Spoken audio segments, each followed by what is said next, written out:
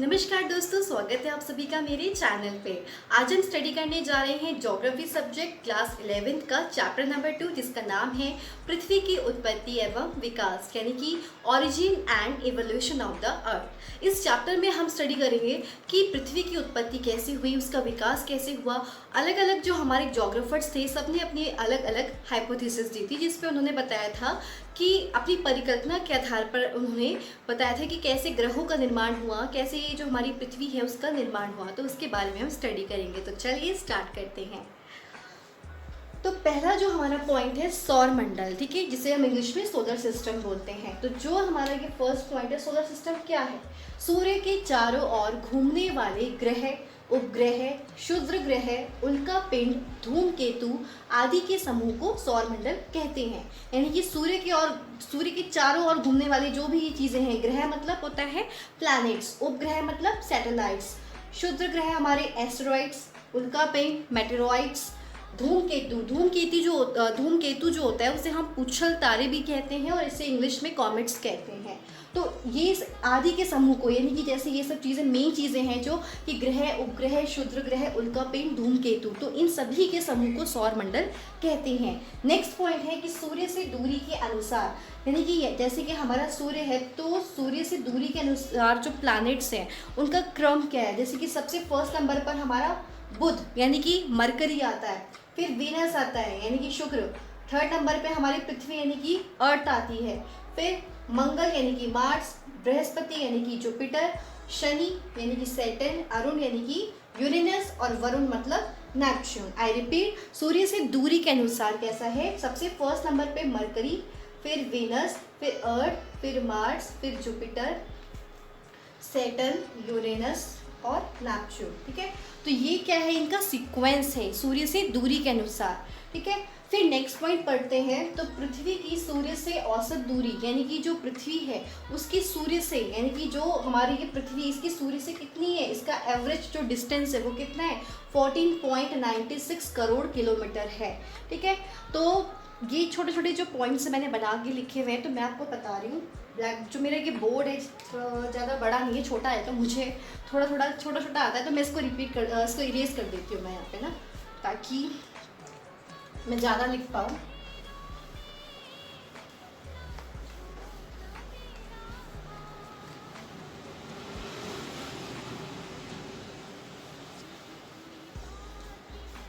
अभी हम जो बात कर रहे थे कि जो पृथ्वी है उसकी सूर्य से जो दूरी है वो 14.96 करोड़ किलोमीटर है। ठीक है, प्रकाश द्वारा, यानी कि जो हमारा प्रकाश होता है, प्रकाश द्वारा एक सेकंड में, जो हमारा प्रकाश द्वारा क्या होता है कि एक सेकंड में लगभग 3 लाख जो किलोमीटर की दूरी जो है तय की जाती है। प्रकाश द्वारा एक सेकंड में लगभग 3 लाख किलोमीटर की डिस्टेंस जो है, दूरी जो होती है वो तय की जाती है। ठीक है, दूरी तय की जाती है। ठीक है, और इसे मानक मान करके अगर हम इसको माने कि जैसे कि जो प्रकाश है यानी कि जो लाइट है, ठीक है, तो वो एक सेकंड में कितनी 3 लाख किलोमीटर की जो डिस्टेंस है वो कवर करती है। तो अगर हम इसे मान कर चले तो जो पृथ्वी है वो सूर्य से कितना 8 मिनट 22 सेकेंड्स क्या है, दूर है। आई रिपीट, देखिए प्रकाश वर्ष आपने सुना होगा, लाइट ईयर। तो क्या होता है कि एक साल में जो ये प्रकाश जितनी भी दूरी तय करता है वो क्या होता है, एक प्रकाश वर्ष होता है। तो इसमें क्या बताया गया है कि जो हमारा प्रकाश है, प्रकाश के द्वारा एक सेकंड में कितनी 3 लाख किलोमीटर की जो डिस्टेंस होती है वो कवर की जाती है। और अगर हम इसको मान के चलें तो जो पृथ्वी है वो हमारे सूर्य से कितना 8 मिनट 22 सेकेंड दूर है सॉरी। और आगे हम बढ़ते हैं। तो आपने ये सूर्य देखा है ना, सूर्य सबने देखा होगा।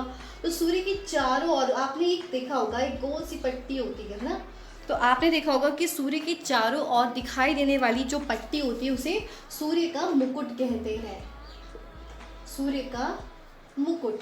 ठीक है, आपने देखा होगा कि जैसे ये सन है तो सन के ये साइड में आपने ऐसे करके देखा होगा ना, जैसे कि हम अपने ड्राइंग्स में भी ऐसे बना देते हैं, ऐसे ऐसे करके बना देते हैं, है ना। तो जो ये चीज़ें, इसको क्या बोलते हैं, इसको सूर्य का मुकुट कहते हैं।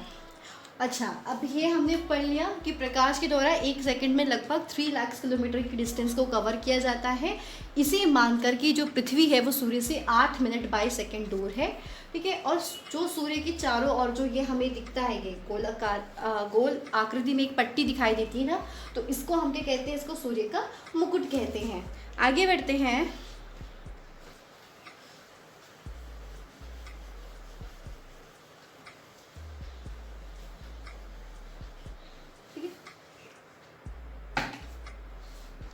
फिर है, देखिए, भीतरी ग्रह। अब हम बात करेंगे भीतरी ग्रह की कि भीतरी ग्रह क्या होता है। तो जैसा कि मैंने अभी आपको प्लैनेट्स का बताया था कि ये हमारा जो है ये सन है, ठीक है। सन से डिस्टेंस में क्या है, Mercury, Venus, Earth, Mars, Jupiter, Saturn, Uranus, Neptune. Pluto को जो हटा दिया गया है, उसको मतलब उसको जो ग्रह की श्रेणी से हटा दिया गया है, उसके बारे में भी हम आगे डिस्कस करेंगे। तो देखिए, जो हमारा सूर्य है, सूर्य से डिस्टेंस के अकॉर्डिंग हम बात करेंगे तो जो हमारा मरकरी, वीनस, अर्थ, मार्स, ये जो 4 प्लैनेट्स है ना, ये स्टार्टिंग के, इनको हम भीतरी ग्रह कहते हैं, ठीक है। और जो हमारा ये जुपिटर, सैटर्न, यूरेनस, नेपच्यून है, इनको हम बाहरी ग्रह कहते हैं, ठीक है। तो देखिए, और इन ग्रहों को, ये जो 4 ग्रह होते हैं, इन्हें हम पार्थिव ग्रह यानी कि टेरेस्ट्रियल प्लैनेट्स भी कहते हैं, क्योंकि ये चट्टानी होते हैं। और जो ये वाले प्लैनेट्स होते हैं, इन्हें गैसीय ग्रह भी कहते हैं, ठीक है। गैसियस प्लैनेट होते हैं ये। आई रिपीट कि मरकरी, वेनस, अर्थ, मार्स, ठीक है, जो हमारे ये स्टार्टिंग के 4 प्लैनेट्स होते हैं, इन्हें हम भीतरी ग्रह कहते हैं। और जो ये पीछे के जो 4 प्लैनेट्स होते हैं, इन्हें हम बाहरी ग्रह कहते हैं, ठीक है। और जो ये स्टार्टिंग के हमारे जो ये भीतरी ग्रह हैं, इनको पार्थिव ग्रह, जिसे हम इंग्लिश में क्या बोलते हैं, टेरेस्ट्रियल प्लैनेट्स बोलते हैं। तो इन्हें टेरेस्ट्रियल प्लैनेट्स के नाम से भी जाना जाता है, क्योंकि ये ग्रह चट्टानी होते हैं पृथ्वी की तरह। लेकिन जो हमारे जुपिटर, सैटर्न, यूरेनस, नेपच्यून, जो ये प्लैनेट्स होते हैं, इन्हें गैसीय ग्रह कहते हैं, क्योंकि ये गैसियस प्लैनेट्स होते हैं। और इसमें क्या है, सबसे बड़ा प्लैनेट कौन सा है, तो सबसे बड़ा जो हमारा प्लैनेट है जुपिटर है, जिसे कि हम हिंदी में बृहस्पति बोलते हैं, ठीक है। आगे बढ़ते हैं। आई होप आपको समझ में आ रहा हो। मैं कोशिश कर रही हूँ कि मैं वीडियो अच्छा बना पाऊँ, आपको अच्छे से एक्सप्लेन कर पाऊँ। एटलीस्ट मैं फर्स्ट वीडियो बना रही थी तो मेरा फ़ोन नीचे गिर गया और उसका वो टूट गया था आगे का डिस्प्ले, तो मुझे सही कराना पड़ा। लेकिन आपको जो क्वेश्चंस करने होंगे आप कमेंट्स करके पूछ लीजिएगा, ठीक है। तो देखिए, अगर हम इसके साइज की बात करेंगे तो सबसे बड़ा जो प्लैनेट जो है वो कौन सा है, हमने बात करी जुपिटर। जुपिटर जो है सबसे बड़ा प्लैनेट है। फर्स्ट नंबर पे हमारा जुपिटर है, सेकंड नंबर पे हमारा सैटर्न है, थर्ड नंबर पे यूरेनस, फोर्थ नंबर पे नेपच्यून, फिफ्थ नंबर पे हमारी पृथ्वी आती है, ठीक है। और फिर 6 नंबर पे वीनस, 7th पे मार्स है और 8th नंबर पे हमारा मरकरी, यानी कि सबसे छोटा जो हमारा प्लैनेट है वो मरकरी है, बुध, ठीक है, जिसे हम हिंदी में क्या बोलते हैं, बुध ग्रह, ठीक है। तो आई रिपीट, जुपिटर सबसे बड़ा प्लैनेट है और सबसे छोटा प्लैनेट है मरकरी। हमारी जो पृथ्वी है ये 5th नंबर पे आती है, ठीक है। आगे बढ़ते हैं हम। फिर है नासा के बारे में आपने सुना होगा। नासा, जिसकी फुल फॉर्म क्या होती है, national aeronautics and space administration, NASA, ठीक है। तो जो ये हमारी नासा है, तो इन्होंने क्या किया था, 1987 में एक 10वें ग्रह की खोज की थी, ठीक है। 10वें ग्रह की खोज की गई थी नासा के द्वारा, ठीक है। और जो ये ग्रह, इसकी विशेषता क्या है कि ये पृथ्वी से 5 गुना भारी है, ठीक है, 5 गुना भारी है। जो मेरी बुक है ना उसमें यही चीज़ें लिखी थी, मैं उतना ही बता रही हूँ, 5 गुना भारी है। और ये सूर्य की जो परिक्रमा करता है, यानी कि जैसे आपने पढ़ा है कि जो हमारी पृथ्वी है वो सूर्य की परिक्रमा कितने 365 से 366 डेज में कंप्लीट करती है।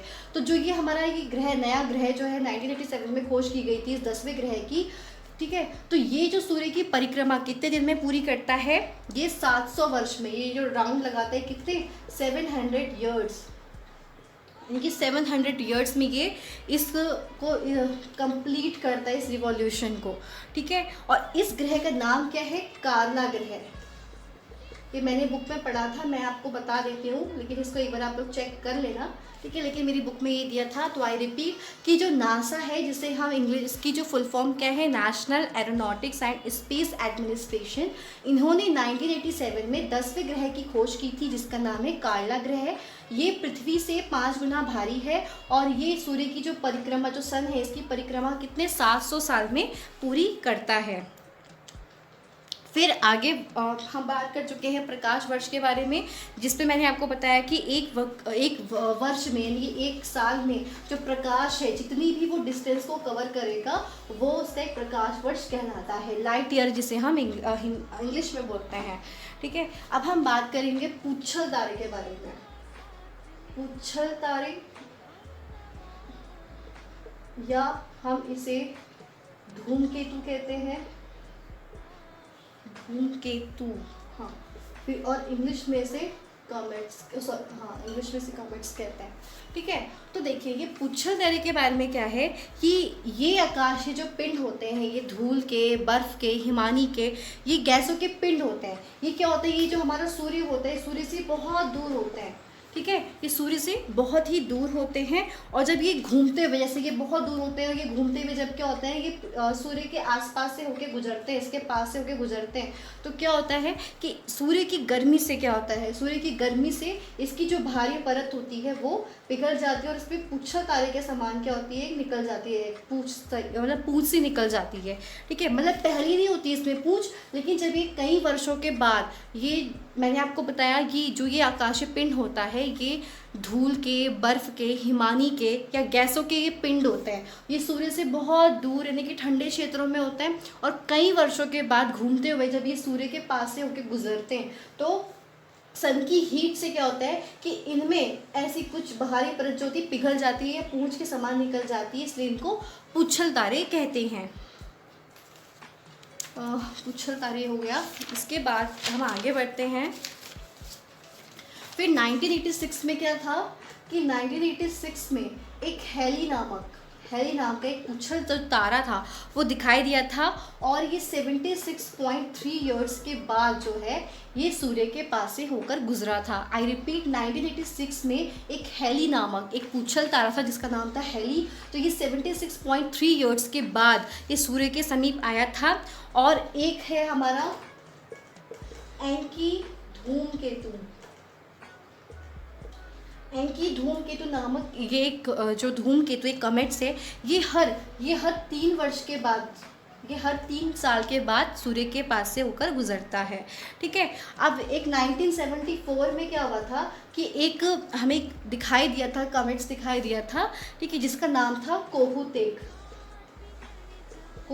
नामक एक धूमकेतु था जो दिखाई दिया था, और ये अब कितने 75,000 ईयर्स के बाद ये अब दोबारा दिखाई देगा, ठीक है। अब देखो, मैं इसको एक बार दोबारा से रिपीट कर देती हूँ कि जो पूच्छल तारे क्या होते हैं, आप जानते हैं कि हमारे सौर मंडल में असंख्या में, मतलब असंख्या बोल रही हूँ, सॉरी, मतलब कि बहुत सारे क्या होते हैं, धूल के बड़े बड़े पिंड होते हैं, गैसों के पिंड होते हैं, ठीक है, हिमानी बर्फ के पिंड होते हैं, ऐसे बहुत सारे पिंड होते हैं। तो उसी प्रकार से ये धूमकेतु होते हैं, कोई धूल के होते हैं, कोई किसी चीज़ के बने होते हैं ये पिंड। तो ये सूर्य से बहुत दूर, यानी कि किसी अंधेरे क्षेत्र में, ठंडे क्षेत्र में घूम रहे होते हैं, और घूमते घूमते क्या होता है, पहले इनमें पूंछ नहीं होती है, लेकिन जैसे ही ये सूर्य के पास से होकर गुजरते हैं, तो सूर्य की हीट के कारण क्या होता है, इनसे ऐसी पूंछ निकल जाती है, यानी कि इनकी जो बाहर की जो स्किन होती है ना, वो थोड़ी सी पिघल जाती है सन की हीट से, और ये थोड़ी सी पूंछ के समान दिखाई देती है, इसलिए इसे पूच्छल तारा कहते हैं।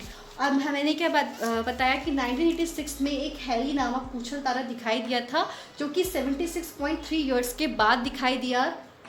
और जो ये एंकी धूमकेतु है, ये हर 3 साल के बाद सूर्य के पास से होकर गुजरता है। और 1974 में एक कोहुतेक देखा गया था, कोहुतेक कॉमेट्स, यानी कि यही ऐसा एक पूच्छल तारा था जो कि 1974 में दिखाई दिया था, जिसका नाम था कोहुतेक, ठीक है। और ये अब कितने 75,000 ईयर्स के बाद दिखाई देगा। अब हम आगे बढ़ते हैं। हम बात करेंगे एस्टेरॉइड्स की, आवर्त ग्रहों के बारे में।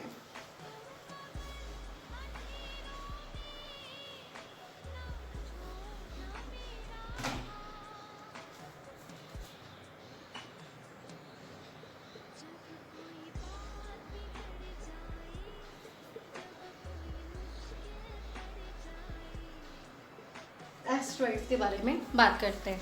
तो जो हमारे ये एस्टेरॉइड्स होते हैं, तो जो हमारा मंगल और बृहस्पति यानी कि जुपिटर और मार्स, तो ये जो हमारे दो प्लैनेट्स हैं, इन दो प्लैनेट्स के बीच में बहुत सारे छोटे छोटे से पिंड हैं, ये छोटे छोटे से लघु ग्रह हैं जो इनके बीच में हैं, पाए जाते हैं और परिक्रमा करते हैं। तो इन्हीं ग्रहों को क्या कहते हैं? आवर्त ग्रह कहते हैं। ठीक है।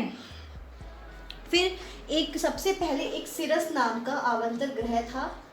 ठीक है, सिरस नाम का क्या था? आवर्त ग्रह, यानी कि एक एस्टेरॉइड था जो कि इटली के एक खगोल शास्त्री थे जिनका नाम था पियाजे।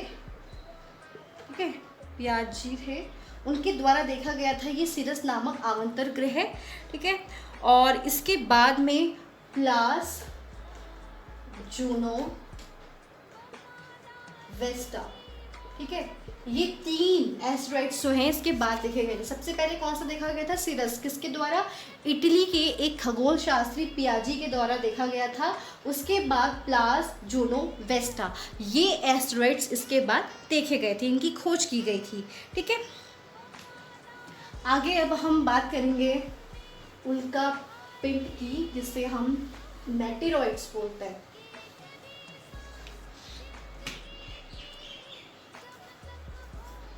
उल्का पिंड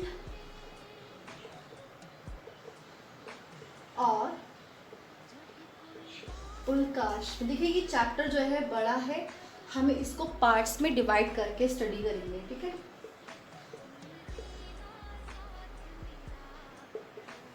मेटेरॉइड्स, इसके बारे में मेटेरॉइड्स एंड शूटिंग स्टार्स भी बोलते हैं। Meteoroids and shooting star. ठीक है, तो उल्का पिंड और उल्काश्म के बारे में बात करेंगे, जैसे कि हम मेटर्स और शूटिंग स्टार बोलते हैं। ठीक है, तो अंतरिक्ष में घूमते हुए धूल के और गैस के पिंड जब पृथ्वी के समीप से गुजरते हैं, ठीक है, जब ये बहुत सारे जो ये धूल के पिंड होते हैं, जब ये पृथ्वी के पास से होकर के गुजरते हैं, तो पृथ्वी में क्या होता है? हमारा ग्रेविटेशनल फोर्स होता है। ग्रेविटेशनल फोर्स होता है जिसे हम हिंदी में गुरुत्वाकर्षण बल बोलते हैं। तो उसकी कारण क्या होता है कि आपको पता है गुरुत्वाकर्षण बल के कारण कोई भी चीज़ जो होती है अगर हम उसको ऊपर उछालते हैं तो वो नीचे आती है ना। तो उसी प्रकार से जो हमारी पृथ्वी है, तो इसके ग्रेविटेशनल फोर्स के कारण जो ये आकाश में घूमते हुए जो ये पिंड होते हैं, तो सूर्य के इस ग्रेविटेशनल फोर्स के कारण क्या होता है कि ये तेजी से पृथ्वी की ओर आने लगते हैं। लेकिन पृथ्वी के वायुमंडल से जब ये होकर गुजरते हैं तो घर्षण के कारण यानी कि फ्रिक्शन के कारण क्या होते हैं कि ये क्या होता है, पृथ्वी पर पहुंचने से पहले ही जलकर राख हो जाते हैं। मतलब जैसे कि ये हमारी पृथ्वी है और ये धूल के पिंड जैसे कि घूम रहे हैं, लेकिन जो हमारी पृथ्वी है इस पे क्या होता है? ग्रेविटेशनल फोर्स होता है। तो इस ग्रेविटेशनल फोर्स के कारण ये तेज़ी से नीचे की तरफ आने लगते हैं। लेकिन जब ये हमारे पृथ्वी के वायुमंडल से होकर गुजरते हैं तो घर्षण के कारण क्या होता है कि वहीं पे जलकर राख हो जाते हैं, ये पृथ्वी तक पहुँच नहीं पाते। तो जो ये पिंड जल के मतलब यहीं पे राख हो जाते हैं, उन्हें हम उल्का पिंड कहते हैं, यानी कि मेटर्स कहते हैं। लेकिन कुछ ऐसे पिंड जो पूरी तरीके से नहीं जल पाते हैं, फिर वो उनका जो शेष भाग होता है वो पृथ्वी पे आकर कहीं पे गिरता है। ठीक है, जिसे गड्ढे भी बन जाते हैं कहीं पे, तो उसे हम क्या कहते हैं? उसे हम उल्काश्म कहते हैं। इसको हम एक बार फिर से समझ लेते हैं।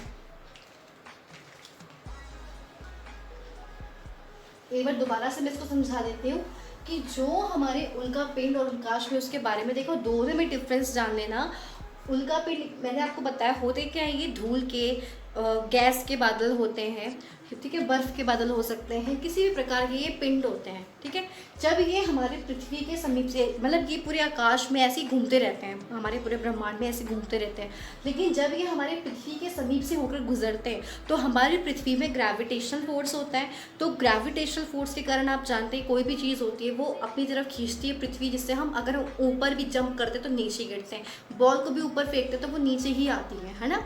तो क्यों होता है? क्योंकि ग्रेविटेशनल फोर्स होता है। इसी कारण से पृथ्वी के इस ग्रेविटेशनल फोर्स के कारण जब ये पिंड जो होते हैं ये हमारे सूर्य के पास, सॉरी, पृथ्वी के पास से होकर गुजरते हैं, तो सूर्य की ग्रेविटेशनल फोर्स के कारण ये क्या करती है, ग्रेविटेशनल फोर्स उसको अपनी ओर अट्रैक्ट करता है, और जितने ये पिंड होते हैं तो ये हमारे पृथ्वी पे तेज़ी से, खूब स्पीड, मतलब बहुत तेज़ी से नीचे की तरफ आने लगते हैं। लेकिन जब ये आ रहे होते हैं तो ये हमारा, आप जानते हैं, पृथ्वी का वायुमंडल, जब ये पृथ्वी के वायुमंडल में उसके संपर्क में आते हैं तो यहाँ पे घर्षण के कारण क्या होता है, ये यहीं पे जलकर राख हो जाते हैं ये, ठीक है। घर्षण के कारण यानी कि फ्रिक्शन के कारण ये यहीं पे जलकर राख हो जाते हैं। तो जो पिंड पृथ्वी तक नहीं पहुंच पाते, केवल यहीं पे वायुमंडल में ही जल के राख हो जाते हैं, इनको हम क्या बोलते हैं, उल्का पिंड बोलते हैं। लेकिन कुछ पिंड क्या होते हैं, पूरी तरीके से वो नहीं जल पाते हैं, तो उनका जो शेष भाग होता है जब वो पृथ्वी पर आकर के गिरता है तो उन्हें क्या बोलते हैं, उन्हें उल्काश्म बोलते हैं, ठीक है। तो ये दोनों में डिफरेंस था। तो आई होप जो आज का जो ये वीडियो है इतना ही है, ज़्यादा लंबा नहीं करूँगी मैं, इसको हम बिल्कुल पार्ट्स में डिवाइड करके स्टडी करेंगे। तो कमेंट्स करके ज़रूर बताना कि जितना भी मैंने आज के वीडियो में आप लोगों के साथ डिस्कशन किया है समझ में आया कि नहीं आया। कोई भी प्रॉब्लम हो तो कमेंट करके ज़रूर बता दीजिएगा। तो आज के लिए इतना ही, फिर हम मिलते हैं नेक्स्ट वीडियो में एक न्यू टॉपिक के साथ। तब तक के लिए धन्यवाद।